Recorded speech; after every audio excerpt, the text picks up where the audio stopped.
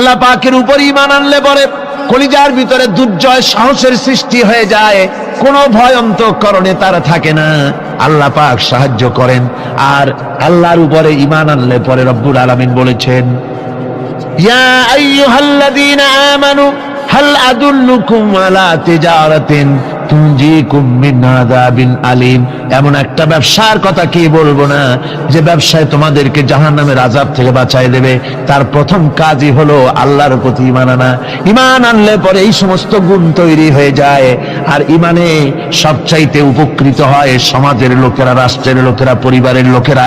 তার কারণ হলো একজন মুমিন, একজন ব্যক্তি যখন ঈমানদার হয়, মুমিন হয়ে যায়, আল্লাহর প্রতি যখন প্রগাঢ় বিশ্বাস তার এসে যায়, তখন সেই ব্যক্তি নৈতিকতার মান তার বেড়ে যায়। জোরে বলেন সুবহানাল্লাহ। মিথ্যা বলতে সাহস পায় না, ঠকাতে সাহস পায় না, ওজনে কম দিতে সাহস পায় না, শয়তানি বদমাশি করতে সাহস পায় না। তার কারণ হলো আল্লাহ পাক বলে দিয়েছেন, মুমিন কোরআনের ভিতরে পড়েছে, ইয ইয়াতালাক্কাল মুতালাক্কিয়ানি আনিল ইয়ামিনি ওয়া আনিশ শিমালি কাঈদ। দুজন নিয়ন্ত্রণকারী ফেরেশতা তোমার ডানে এবং বামে বসে বসে তোমাকে নিয়ন্ত্রণ করছে। কোথায় যাও, কি করো, এই ফেরেশতারা বসে বসে সব দেখতেছে। মা ইয়ালফিযু মিন কাওলিন ইল্লা লাদাইহি রাকীবুন আতীদ। মানুষ এমন কোনো কথা বলে না যা ফেরেশতারা রেকর্ড না করে, সব রেকর্ড হয়ে যায়। তাই মুমিন ব্যক্তি দায়িত্বহীন কথা বলতে পারে না। মহান আল্লাহ রাব্বুল আলামিন বলেছেন, ওয়ালাকাদ খালাকনাল ইনসানা ওয়া না'লামু মা তুওয়াসবিসু বিহি নাফসু। মানুষ সৃষ্টি করেছি আমি, তার অন্তঃকরণের ভিতরে ওয়াসওয়াসা কি হয় আমি জানি। এই জন্য মুমিনেরা মনের ভিতরে কোনো খারাপ কল্পনাও করতে পারে না। খারাপ কল্পনা করলেও তার হিসাব দেওয়া লাগবে আল্লাহর কাছে। কার কাছে? ওয়াইন তুবদু মিন আনফুসিকুম আও তুখফুহু ইউহাসিবুকুম বিহিল্লাহ। আল্লাহ বলেন, মনের মধ্যে যে সব কল্পনা করো তা প্রকাশ করো আর গোপন রাখো, ওইটার হিসাব নেব আমি আল্লাহ পাক। কিয়ামতের দিন আমার কাছে হিসাব দিতে হবে। বন্ধুগণ, এই জন্য মুমিন যারা, মুমিনদের চরিত্র প্রতিষ্ঠিত হয়, মুমিনদের ধারণা থাকে যেখানেই যাই না কেন, যেখানেই বসি না কেন, সেখানেই আল্লাহ, আল্লাহ ছাড়া কোনো জায়গা নাই। আছে নাকি? আছে। আল্লাহ পাক বলেন, মা ইয়াকুনু মিন নাজওয়া সালাসাতিন ইল্লা হুয়া রাবিউহুম। তোমরা যেখানে তিনজন মিলে পরামর্শ করো, মনে রেখো তিনজন নও, ওখানে চতুর্থ সত্তা আমি রব্বুল আলামিন তোমাদের কাছে আছি। সব শুনি আর দেখি। পাঁচজন যেখানে হও সেখানে আমি ষষ্ঠ। এর থেকে যদি কম হও, এর থেকে যদি বেশিও হও, বান্দারে তুমি আছো যেখানে আমি আল্লাহ আছি সেখানে। উপায় নাই, সব জায়গায় আমি দেখতে পাচ্ছি। আল্লাহ রাব্বুল আলামিন বলেন, ওয়া হুয়া মাআহুম ইয ইউবাইতুনা মা লা ইয়ারদা মিনাল কাউল ওয়া কানা আল্লাহু বিমা তা'মালুনা মুহীতা। আল্লাহ পাক বলেন, তিনি তো ঠিক সেই সময়ও তোমাদের কাছে থাকেন যখন তোমরা নিজেদের ঘরের মধ্যে বসে কোন এক জায়গায় বসে আল্লাহর মর্জির খেলাফ পরামর্শ করো, আল্লাহ তখনও তোমাদের কাছে থাকেন। আল্লাহর ইহাতা থেকে, আল্লাহর কর্তৃত্ব থেকে বেরিয়ে যাওয়ার কোনো উপায় নাই। সুতরাং গোপনে বলেন, প্রকাশ্যে বলেন, যেভাবেই যা কিছু করা হোক না কেন, আল্লাহর কাছে আমাদের সমস্ত অপরাধগুলি ধরা হয়ে যায়। আর এটাই হচ্ছে ঈমানের সীমা পরিসীমা। তিলকা হুদুদাল্লাহি ফালা তা'তাদুহা। তিলকা হুদুদুল্লাহ, এটাই হচ্ছে আল্লাহর সীমানা। ঈমানের এই সীমারেখা বজায় রেখে ঈমানের উপরে মজবুত করে কোনো ব্যক্তি, পরিবার, সমাজ, রাষ্ট্র যদি তৈরি হয়, তাহলে সেই সমাজই শান্তি আসে, সেই সমাজই আরাম আসে, সেই রাষ্ট্র শান্তিপূর্ণ হয়, সেখানে দিন কায়েম হয়, মানুষ সুখ সমৃদ্ধি খুঁজে পায়।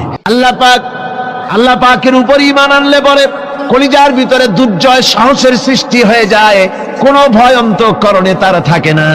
আল্লাহ পাক সাহায্য করেন। আর আল্লাহর উপরে ঈমান আনলে পরে রব্বুল আলামিন বলেছেন, ইয়া আইয়ুহাল্লাযীনা আমানু হাল আদুল্লুকুম আলা তিজারাতিন তুনজিকুম মিন আযাবিন আলীম, এমন একটা ব্যবসার কথা কি বলবো না যে ব্যবসায় তোমাদেরকে জাহান্নামের আযাব থেকে বাঁচায় দেবে। তার প্রথম কাজই হলো আল্লাহর প্রতি ঈমান আনা।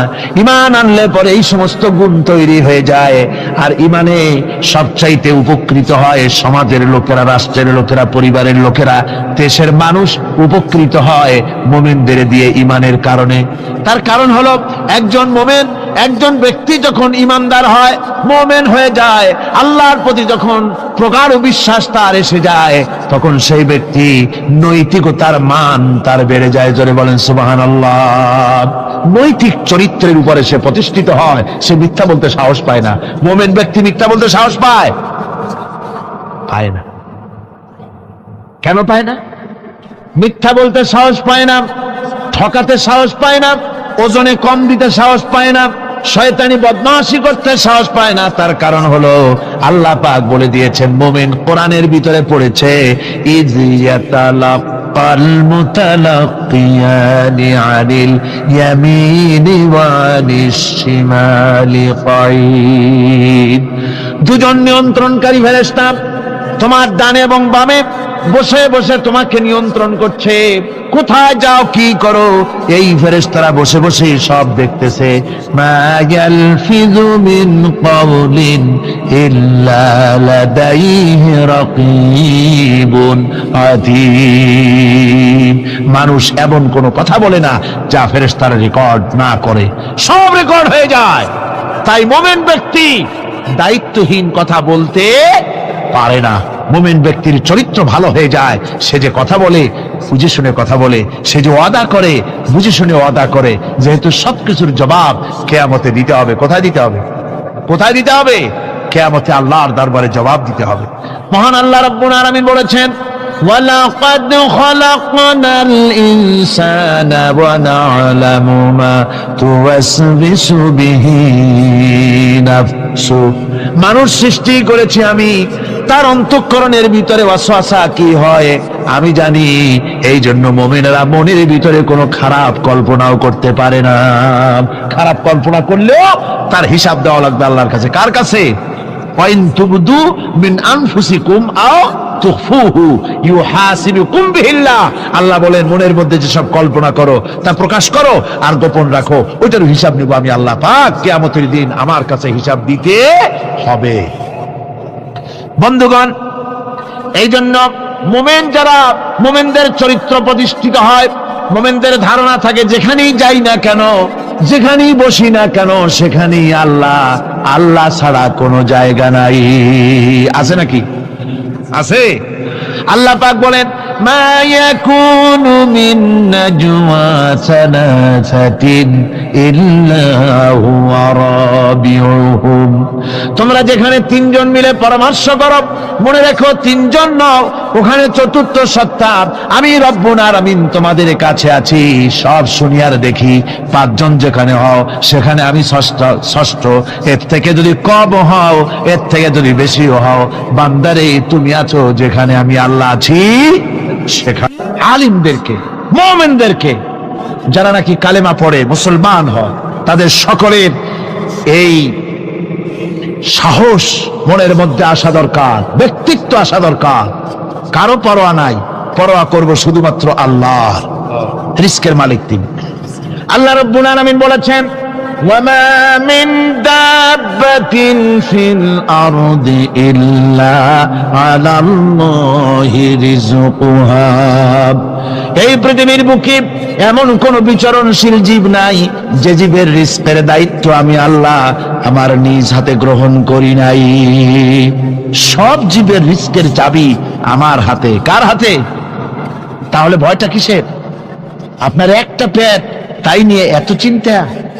অথচ এই পৃথিবীতে আল্লাহ পাক বলেন অসংখ্য প্রাণী আছে যাদের কোনো সঞ্চয় নাই।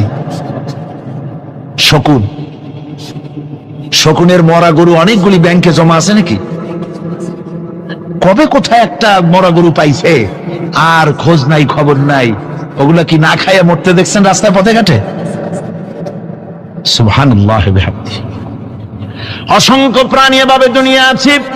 আল্লাহ রাব্বুল আলামিন বলেন যাদের কোনো সঞ্চয় নাই, যারা কোনো সঞ্চয় করে না, এ ধরনের সাপগুলি, শিয়ালগুলি, বাঘগুলি, পাখিগুলি, জলচর প্রাণী, স্থলচর প্রাণী, আর অন্তরিক্ষে মহাশূন্যে উড়ে বেড়ায় যেসব প্রাণী, এ ধরনের শত সহস্র কোটি কোটি প্রাণী, তারা সকাল বেলায় খালি পেট নিয়ে বেরিয়ে যায়।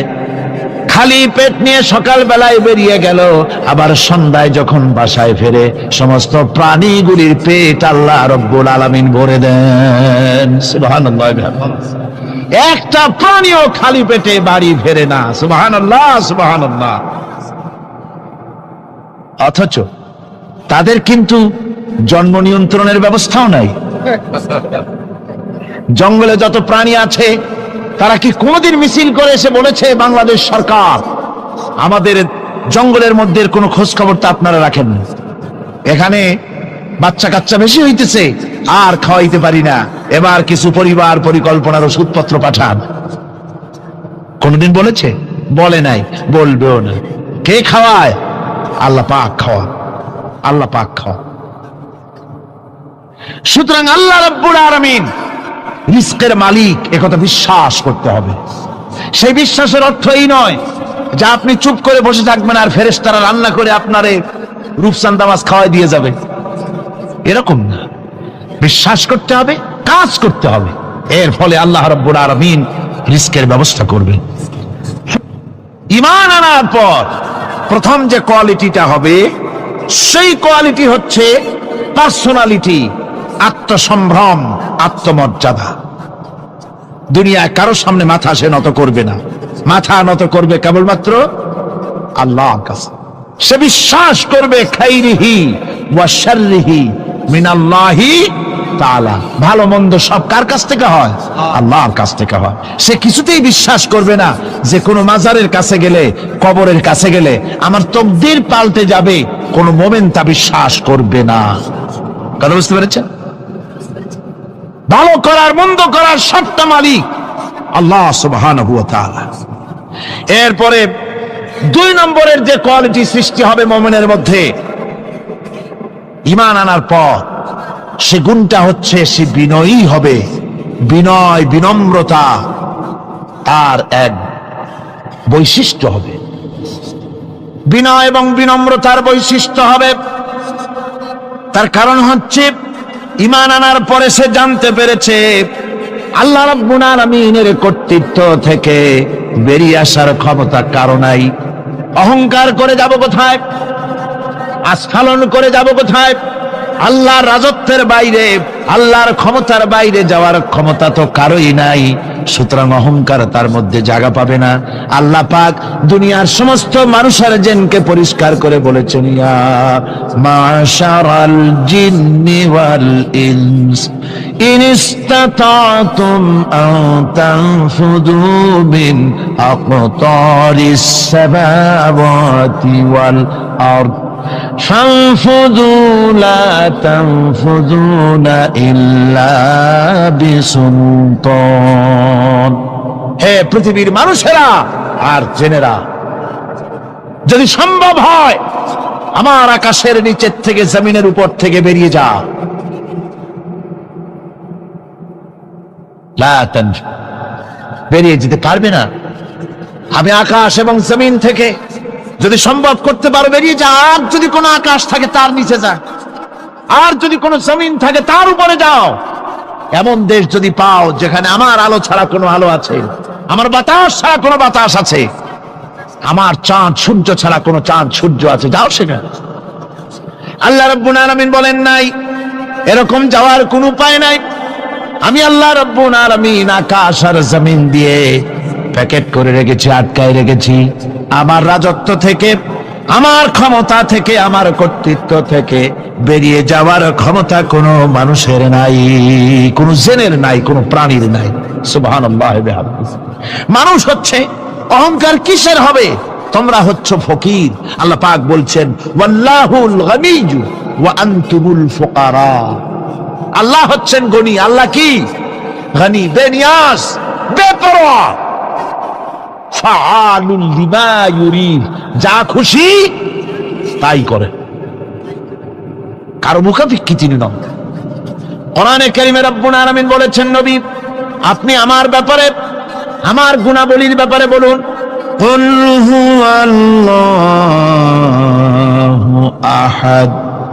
ও আমার নবী আপনি বলুন, আল্লাহ পাক এক এবং একক, তিনি নিরঙ্কুশ, তিনি বেনিয়াস, তিনি কারো মুখাপেক্ষী নন, তিনি কাউকে জন্ম দেন নাই, তাকেও কেউ জন্ম দেয়নি।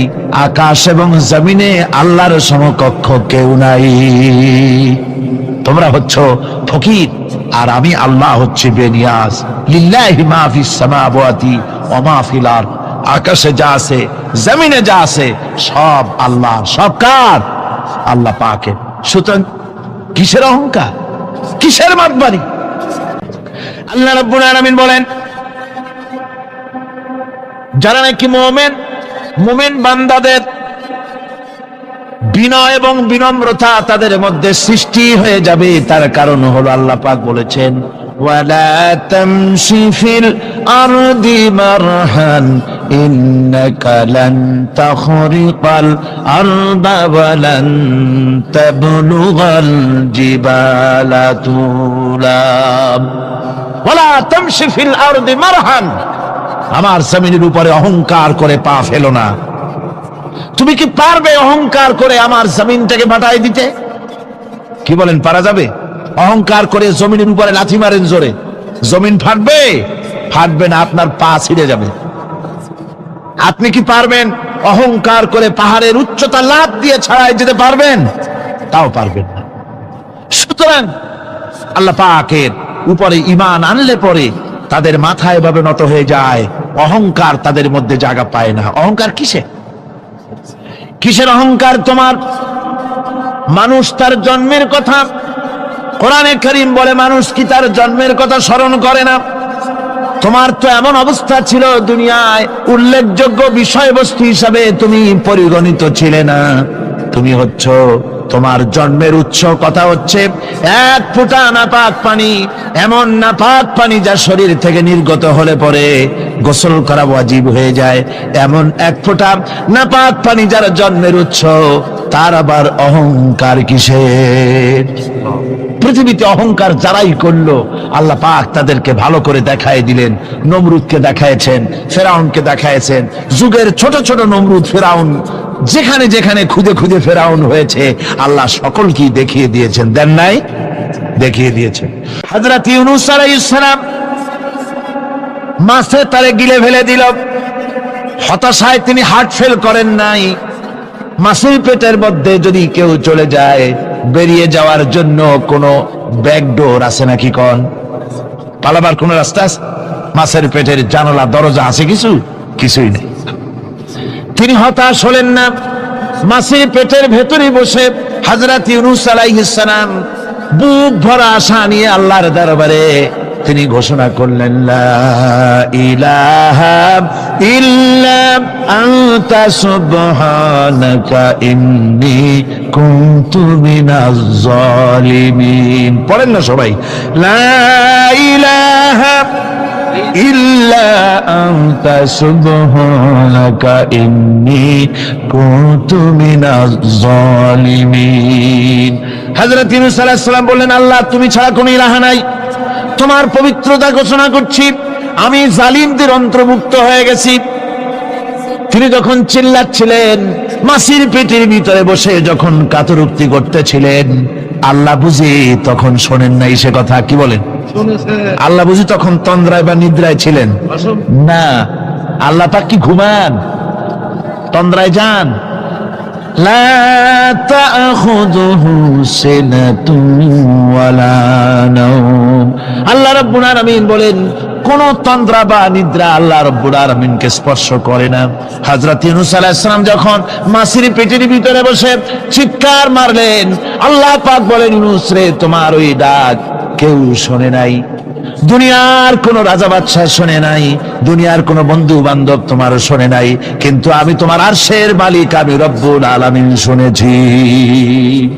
শুধু শুনি নাই, সঙ্গে সঙ্গে জবাব দিয়ে দিয়েছি। ফাস্তাজাবনা লাহু ونجيناه من الغم পড়েন فاستجبنا له ونجيناه من الغم وكذلك ننجي المؤمنين আল্লাহ পাক বলেন আমি জবাব দিলাম মাছের পেটের ভিতরে বেদনা শুরু হয়ে গেল মাছ আর তলদেশে শুয়ে থাকতে পারলো না সাঁতরাতে পারলো না মাছ ভেসে উঠল উপরে পেটের যন্ত্রণায় মাছ কিনারায় চলে এসে বমি করে দিতে পারলে যেন বাঁচি এই অবস্থা মাছের হলো কিনারায় চলে এলো বমি করে ইউনূস আলাইহিস সালামকে ফেলে দিল মাছও বাঁচলো ইউনূস আলাইহিস সালামও বাঁচলো আল্লাহ রাব্বুল আলামিন বলেন মুমিনেরা শোনো শুধু ইউনূসকে নয় ওয়া কাযালিকা নুজিল মুমিনিন এইভাবে করে মুমিন বান্দারা যদি আমাকে ডাকে আমার কাছে যদি হাত ফালায় আমি আল্লাহ রব্বুল আলামিন মুমিনদের এভাবে বিপদ মুক্ত করে দেই আল্লাহ পাক বিপদ মুক্ত করে দেন ওয়া মান ইয়াত্তাকিল্লাহ ইয়াজআল লাহু মাখরাজা আল্লাহকে যে ভয় করে আল্লাহ তার জন্য রাস্তা খুলে দেন জোরে কোন সুবহানাল্লাহ দেখেন ইউসুফ আলাইহিস সালাম জুলাইখা তাকে আটকায় ফেলেছে ঘরের মধ্যে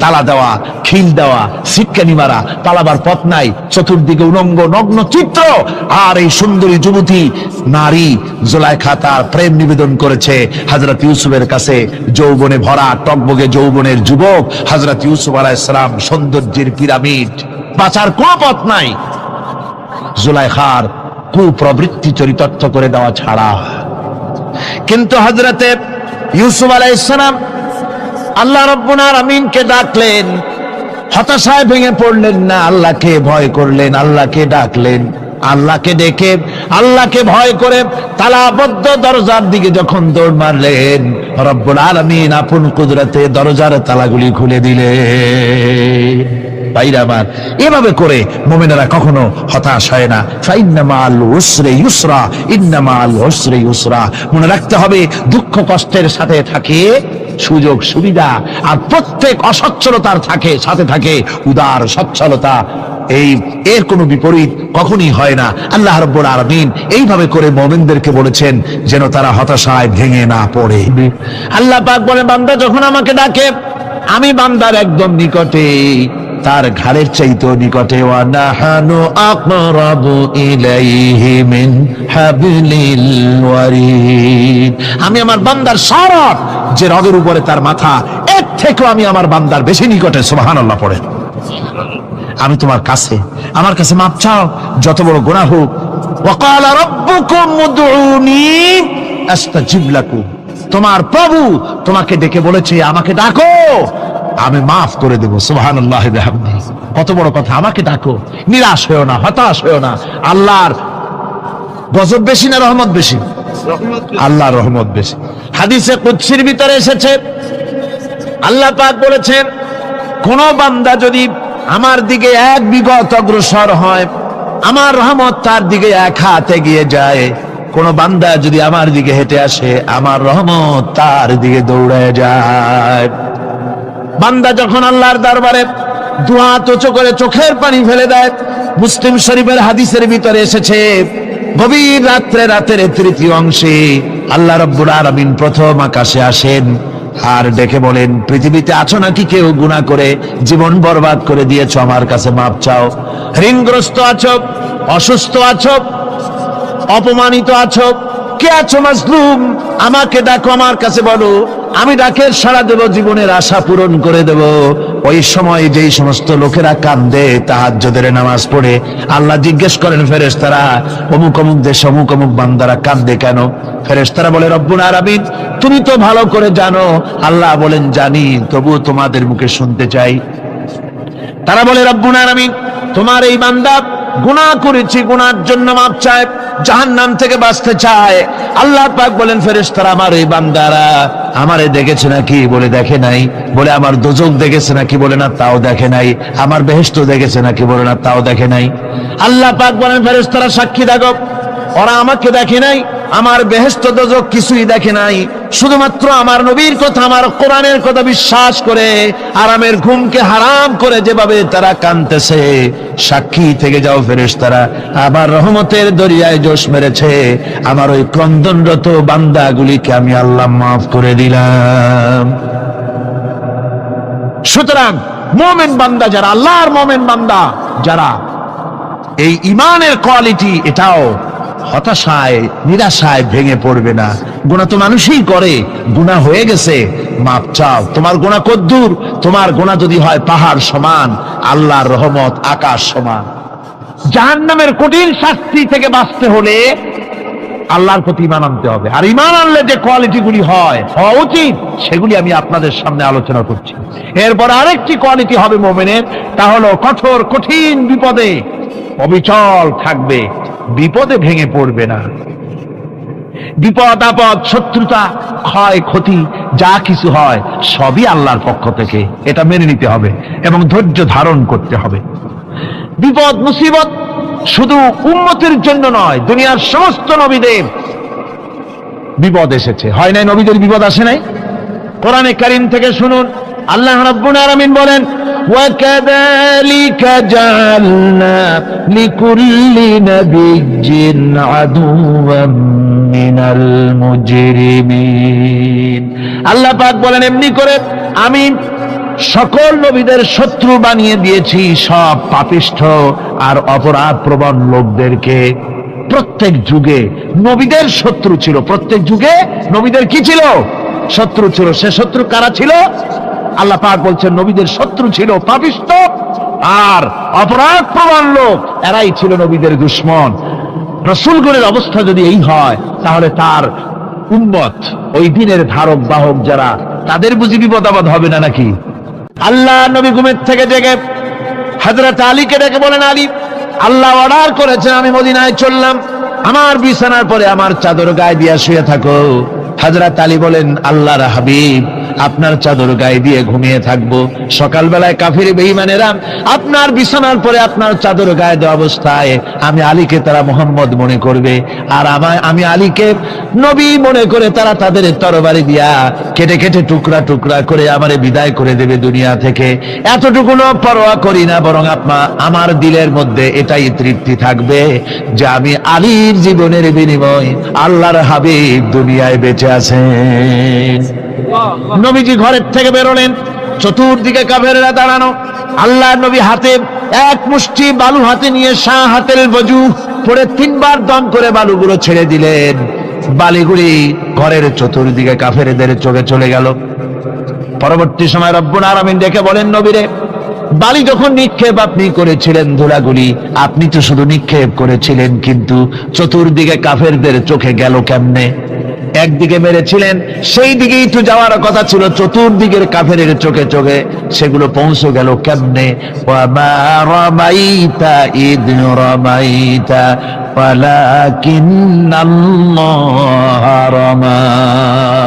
আপনি নিক্ষেপ করেন নাই, যখন আপনি নিক্ষেপ করেছিলেন আপনি তো শুধু বালু কণা ছেড়েছেন, আর ওই বালু কণাগুলি ঘরের চতুর্দিকে সব কাফেরদের চোখে পৌঁছবার দায়িত্ব আমার কুদরত গ্রহণ করেছিল। আমার ভাইয়েরা, নবীজি বিপদে, এতগুলি শত্রু তরবারি নিয়ে তিনি বিপদে ধৈর্য হারা হন নাই। আস্তে করে ঘরের থেকে বেরিয়ে হযরত আবু বকরের বাড়িতে গিয়ে হাজির। দরজায় গিয়ে আওয়াজ দিলেন, আবু বকর। অমনি দরজা খুলে গেল। লাব্বাইক ওয়া সাদাইক। হুজুর বলেন, আবু বকর রে, একটা ডাকে কেমনে সাড়া দিলে? তুমি কি ঘুমাইছিলে না? হযরত আবু বকর বলেন, হুজুর, আপনি বলেছেন আমাকে নিয়ে হিজরত করবেন, আমি মনে মনে চিন্তা করেছি, না জানি কত রাত্রে নবীজি আসেন, উঠতে যদি আমার দেরি হয়ে যায়, নবীজি যদি দরজার কাছে দাঁড়ায় দাঁড়ায় আমারে ডাকাডাকি করে, আর আমি যদি ঘুমায় থাকি, তাহলে আল্লাহর নবীর সঙ্গে বেয়াদবি হয়ে যাবে। এই মনে করে বিছানায় না ঘুমাইয়া আপনার গলার আওয়াজ শোনার জন্য এই দরজার সঙ্গে পিঠ লাগাইয়া লাগাইয়া দাঁড়াইয়া ঘুমাচ্ছিলাম। আল্লাহর নবী হযরত আবু বকরকে সঙ্গে করে নিয়ে চললেন মদিনার দিকে। উল্টা পথে রওনা করলেন। বারবার কাবা শরীফের দিকে তাকাতে লাগলেন। বুখারী শরীফে এসেছে, নবীজি বারবার কাবার দিকে তাকিয়ে বলতেছেন, রে কাবা, বড় আশা ছিল তোর কাছে থাকবো, তোর খেদমত করব, কিন্তু তোর নিষ্ঠুর সন্তানেরা তোর কাছে আমারে থাকতে দিল না রে। আল্লাহ নবী মিসফালা দিয়ে জাবালে কেদোয়ার উপর দিয়ে চলে গেলেন জাবালে সুরে। গুহার কাছে যখন গিয়েছেন, হযরত রক্ত হয়ে গেল। হযরত আবু বকর রাদিয়াল্লাহু তাআলা আনহু বলছেন, হুজুর আর উপায় নাই, দিন হয়ে গেল, এখন বুঝি ধরা পড়ে যাব, ওই গুহার মধ্যে গিয়ে আশ্রয় নেই। তবে আপনি দাঁড়ান, গুহার ভিতরেই পাহাড়িয়া গুহা, বিচ্ছু থাকতে পারে, সাপ থাকতে পারে, আমি আগে ঢুকি, যদি কোনো হিংস্র প্রাণী থাকে আমার উপর দিয়ে আঘাত হয়ে যাক, আল্লাহর নবী হেফাজতে থাকুক। হযরত আবু বকর রাদিয়াল্লাহু তাআলা আনহু গুহার ভিতরে নামলেন, নেমে গুহা সাফ করে হুজুরকে ডাকলেন। হুজুর তাশরীফ ফরমালেন গুহার মধ্যে। হুজুর বলেন, আবু বকর, হেঁটে হেঁটে কষ্ট হয়ে গেছে, তুমি বসো, তোমার উরুর উপরে মাথা রেখে আমি একটু ঘুমায়ে যাই। আল্লাহর হাবিব ঘুমায় গেলেন। হযরত আবু বকর লক্ষ্য করে দেখেন চতুর্দিকে অনেকগুলি গর্ত দেখা যায়। এই গর্ত থেকে সাপ আসতে পারে, বিচ্ছু আসতে পারে মনে করে নিজের গায়ের চাদর ছিঁড়ে ছিঁড়ে গর্তগুলি বন্ধ করা শুরু করে দিলেন। কয়েকটা গর্ত বন্ধ করার মতো চাদর আর নাই, পাও দিয়ে চেপে ধরলেন। এক পাহাড়িয়া বিষধর সাপ বেরোবার জন্য চেষ্টা করে বেরোবার পথ খুঁজে নেই পেয়ে হযরত আবু বকরের পায়ের উপরে দংশন করেছে। বিষের যন্ত্রণায় হযরত আবু বকরের চোখ থেকে পানি দরদর করে পড়ছে। রাসূলুল্লাহর ঘুম ভেঙে গেল। আল্লাহর নবী তাকিয়ে বলেন, আবু বকর, চোখে পানি কেন? বাড়ির কথা বুঝি মনে পড়ে গেছে? হযরত আবু বকর বলেন, ইয়া রাসূলুল্লাহ, আল্লাহর নামে কসম করে বলি, যেই দিন আমি ঈমান এনেছি ওই দিন থেকে আমার মা বাপ, আমার কোলে আমার সন্তান, আমার স্ত্রী, আমার জায়গা জমি ঘর বাড়ি, এমনকি আমার নিজের আত্মার চাইতে হুজুর আপনারে ভালোবাসি বেশি। তাহলে কাঁদো কেন? হযরত আবু বকর বলেন, হুজুর, বাড়ির জন্য কাঁদি না, ছেলেপেলের জন্য কাঁদি না, সাপে দংশন করেছে, যন্ত্রণায় কাঁদতেছি। আল্লাহ নবী সঙ্গে সঙ্গে মুখ থেকে থুতু বার করে যন্ত্রণার জায়গায় লাগাই দিলেন। সঙ্গে সঙ্গে যন্ত্রণা বন্ধ হয়ে গেল। হুজুর বললেন, আবু বকর, প্রথম যখন তোমার এই আঘাত করেছিল সাপে, আমাকে কেন তাড়াতাড়ি বলো নাই? এতক্ষণ তো তোমার কষ্ট হতো না। হযরত আবু বকর বলেন, ইয়া রাসূলুল্লাহ, ওটা তো সাপে কাটার যন্ত্রণা, ওই যন্ত্রণায় আমার রক্ত জ্বলতেছে, যন্ত্রণায় যন্ত্রণায় আমার কলেজাটা যদি ফেটেও যেত। আল্লাহর হাবিব আরাম ফরমাচ্ছিলেন, আমি তাকে আরামে বিঘ্ন ঘটাতে পারতাম না। আমার ভাইয়েরা, হযরতে আবু বকর, হযরতে রাসূল দুজন বসে আছেন। এমনি সময় কাফের বেঈমানেরা খুঁজতে খুঁজতে জায়গা মতো এসে গেছে। একজনে বলে ভিতরে আছে, আর একজনে বলে নাই। পায়ের যদি থাকবে তাহলে মাকড়সায় জাল বুনালো কি করে, পাখি ডিম পেড়ে বসে আছে কি করে, তাদের সন্দেহ হতে লাগলো। এর মধ্যে না একজন বলে আছে আর একজন বলে নাই। হযরত আবু বকর ভয়ের চোটে কেঁদে ফেলেছেন, হুজুর আর উপায় নাই। এই যে অবস্থা, এই অবস্থার ভিতরে, এই অবস্থার ভেতরেও আল্লাহ নবী এতটুকু ঘাবড়ে যান নাই। শত্রুরা তরবারি নিয়ে এসেছে, সুযোগ পেলেই একটু তাকালেই দেখতে পাবে, তুলে মেরে ফেলে দেবে। আল্লাহর হাবিব মোটেই ধৈর্য হারালেন না, এতটুকুন হতাশ হলেন না। আল্লাহ পাকের হাবিব তার সাথীকে কি বললেন? তখন কোরআনে কারীম সূরা তাওবার মধ্যে আল্লাহ তা উদ্ধৃত করেছেন মুমিনদের জন্য, ইযহুমা ফিল গার ইয ইয়াকুনু লিসাহিবিহি লা তাহজান ইন্নাল্লাহা মা'ানা। ও আমার সাথী, ও বন্ধু, ভয় করো না, চিন্তা করো না, আমরা মাইনরিটি নই, আমরাই মেজরিটি। তার কারণ আল্লাহ আমাদের সাথে আছেন। সুবহানাল্লাহ, আল্লাহ আমাদের সাথে আছে।